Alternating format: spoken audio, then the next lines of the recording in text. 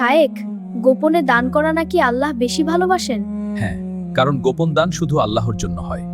মানুষ না জানলে রিয়া থাকে না, প্রশংসার আশা থাকে না। দান ছোট হলেও নিয়ত বড় হলে ওটাই আল্লাহর কাছে বড় হয়। গোপন দান হৃদয়কে পরিষ্কার করে, অহংকার ভাঙে আর দানকে কবুলের পথে নেয়। শায়েখ, গোপন দান এত গুরুত্বপূর্ণ কেন? কারণ গোপন দান নিয়তকে শুদ্ধ রাখে। যখন তুমি এমনভাবে দাও তোমার বাম হাতও জানে না ডান হাত কি দিল, তখন সেখানে নেই লোক দেখানো, নেই প্রশংসার আশা। রাসূল সাল্লাল্লাহু আলাইহি ওয়াসাল্লাম বলেছেন, 7 শ্রেণীর মানুষ কিয়ামতের দিন আল্লাহর আরশের ছায়ায় থাকবে। তাদের একজন হলো সে ব্যক্তি যে এমনভাবে দান করে তার বাম হাতও জানে না ডান হাত কি ব্যয় করেছে।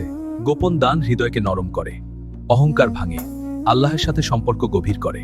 আর মনে রেখো, মানুষের চোখে ছোট দানও আল্লাহর কাছে পাহাড় সম হতে পারে, যদি তা শুধুই তার জন্য হয়। শায়েখ, মানুষ তো অনেক সময় দান করে ছবি তোলে, পোস্ট করে, এটা কি ভুল? নিয়তের উপর নির্ভর করে। যদি উদ্দেশ্য হয় অন্যদের উৎসাহ দেওয়া, তাহলে সেটা ভালো হতে পারে। কিন্তু যদি উদ্দেশ্য হয় মানুষ বলুক কি ভালো মানুষ, তাহলে সেই দানের ভেতর রিয়া ঢুকে যায়। আর রিয়া এমন এক রোগ যা আমলকে ভেতর থেকে খেয়ে ফেলে। শায়েখ, রমজান মাসে দানের গুরুত্ব কি আলাদা? অবশ্যই। হাদিসে এসেছে, রাসূল ছিলেন মানুষের মধ্যে সবচেয়ে দানশীল, আর রমজানে তিনি আরো বেশি দানশীল হয়ে যেতেন, প্রবাহমান বাতাসের চেয়েও বেশি। আরেক হাদিসে এসেছে, যে ব্যক্তি কোনো রোজাদারকে ইফতার করায় সে তার সমপরিমাণ সওয়াব পাবে, রোজাদারের সওয়াব বিন্দুমাত্র কমবে না। রমজান হলো রহমত ও বহুগুণ সওয়াবের মাস। এই মাসে দান শুধু সাহায্য নয়, এটা আখিরাতের বিনিয়োগ। শায়েখ, তাহলে রমজানে কিভাবে দান করা উচিত? 2 ভাবে।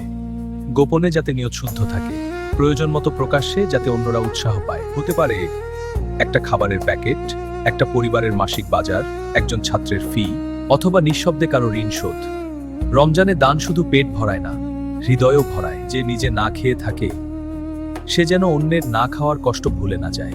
রমজান শেষ হয়ে যাবে, কিন্তু গোপন দানের ছোঁয়াব কবর পর্যন্ত সঙ্গী হবে। এসো বন্ধুরা, এই রমজানে আমরা এমন দান করব যা ছবিতে নয়, আমলে থাকবে। গোপনে দান করব, খোলা হাতে দান করব, আল্লাহর জন্য দান করব, ইনশাআল্লাহ।